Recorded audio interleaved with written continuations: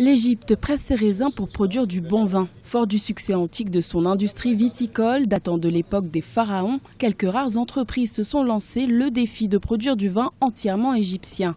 Et ce, malgré les températures caniculaires et l'absence quasi totale de pluie. Une formule qui semble plaire aux touristes, qui absorbe plus de 70% de cette industrie de niche. Vous n'associez pas l'Égypte au vin, mais j'ai été vraiment très positivement surpris par tout le travail effectué ici.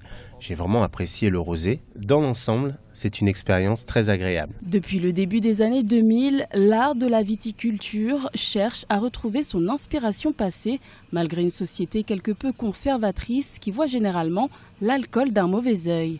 L'Égypte n'ayant pas la réputation de produire du vin, la production locale est protégée par des droits de douane montant jusqu'à 3000% pour empêcher l'importation de vins étrangers.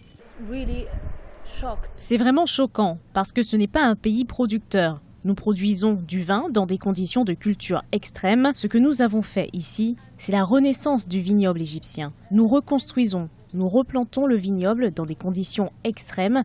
Ce n'est pas un environnement accueillant car les gens ne sont pas des amateurs de vin dans le pays. Il a fallu introduire la culture viticole auprès des Égyptiens. Décliné en une dizaine de variétés, le vin égyptien a déjà été primé avec 14 médailles internationales, dont la médaille de bronze au Decanter World Wine Award 2012, le plus grand et le plus influent concours de vin au monde.